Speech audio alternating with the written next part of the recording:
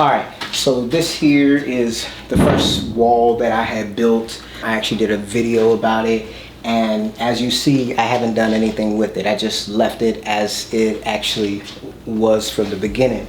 And there's a couple reasons behind that. One of them is I couldn't figure out how I wanted to design it or how I wanted to switch it up. And I have subsequently built 4 more of these walls, but with those I have used sheetrock as opposed to plywood. Obviously plywood's pretty expensive right now, and I can use this plywood on other projects. And if you use sheetrock, if you make holes in it or do something to it, you can always mud and tape and repair it.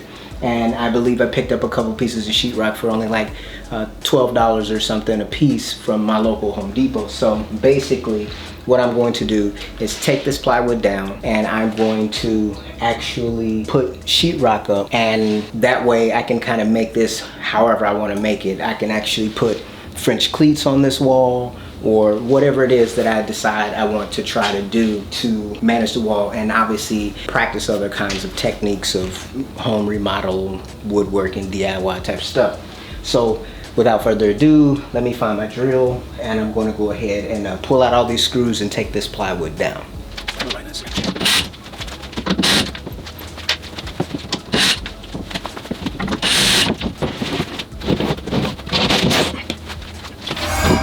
So as you can see back there, I have my tubs, and then I just have a couple of track saw boxes just kind of laying on the top there.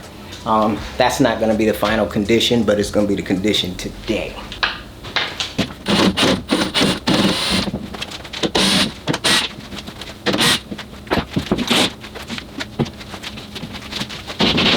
Alright, so we got those off. Now we'll bring the sheetrock in and start putting that up.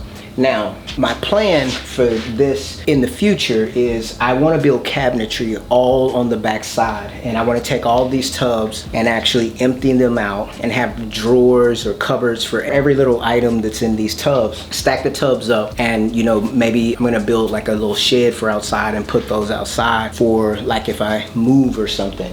But you know, my goal is right now when things are in tubs, it's not easily accessible. So with me playing around with this kind of frame construction idea, I'm teaching myself a little bit about, you know, basic home construction, but also coming up with ideas of different ways to store things. You know, right now this is just rough end framing and throwing up some, you know, plywood and maybe the sheetrock. But then once I get into the cabinet building and start to become proficient at that, then the whole back side of this will be nothing but cabinets, and with drawers and cubbies and all of those things. And then as you've seen in my previous video, this is all on caster wheel, so it can be wheeled around. So this serves multiple purposes. A, it can be a backdrop.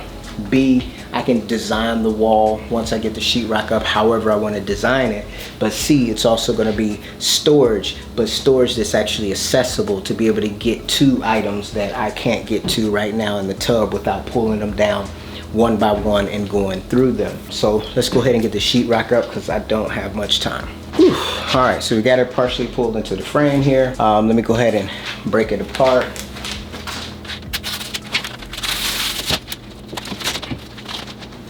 It's one of those days where you can't find anything.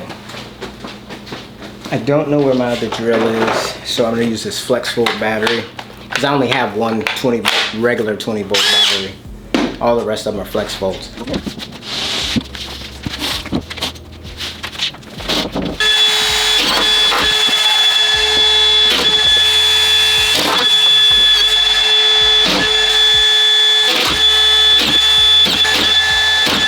Alright, so now what I'm going to do, I'm going to actually clear my MFT. I'm going to put the sheetrock up on top here so that I can cut it down and do what I need to do. So let's get this cleared.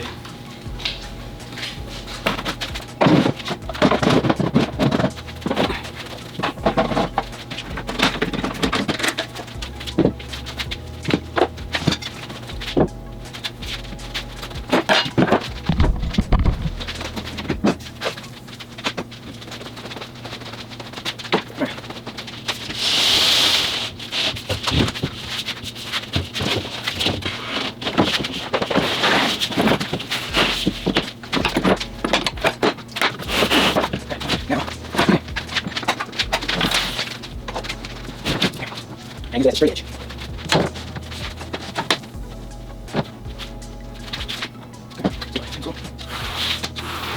Typically I should be marking this on the back side and cutting it, but since I already have it up here, I think I am going to just cut it from the front and call it a day. May not come out very good, but it is what it is.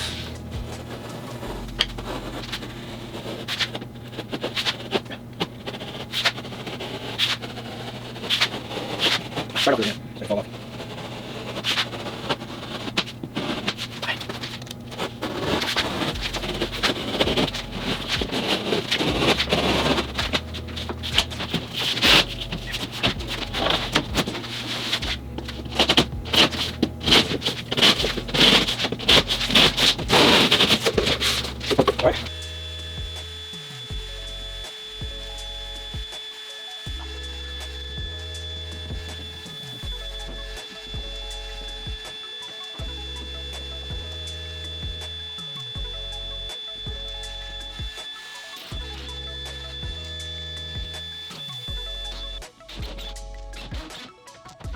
Now, I find that Drywall gun, maybe I got a defective one, but basically it does not sink the screws. So I actually use my Festool to do that. This thing has a lot of precision to it, so it works perfectly for this.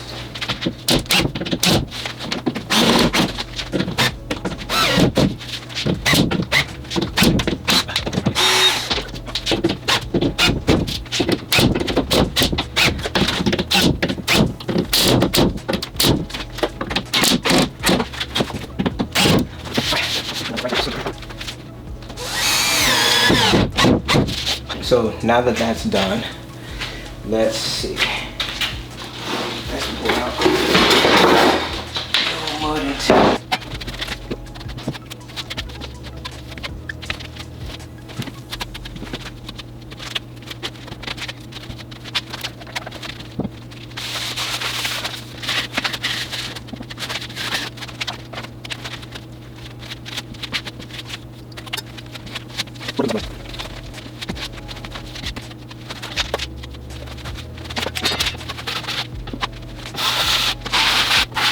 That's about it. So I'm gonna clean up these trowels so they're clean for next time. There may be a lot of mud up there. That's fine because I'm actually going to use my power sander to sand it down, or rather drywall sander. So I'm not too much worried about how much is up there. I just want to get it covered, and then, you know, I'll deal with the rest after. So what I'll be doing is going back and, as I said, sanding it and then painting. If you look around, you can see that I have a couple other walls back there, and then I have two walls here, one wall there and then one there, and all of them have storage behind them. So we're gonna see what this all looks like. I gotta pick a color scheme and, you know, do all that, but the whole goal is so, like, when I'm doing my videos in the shop, it's kind of got a little bit more of a uniform appearance, and I can, you know, put tools up on the wall or different things. Maybe I'll put a couple dry erase boards or chalkboards up to, you know, do notes and so on and so forth. And I actually have a TV, an old TV, it's probably like about 15, 20 years old back there. I'm gonna put that somewhere in the shop so that I can watch Netflix or, you know, whatever, while I am actually working the shop, or YouTube videos rather.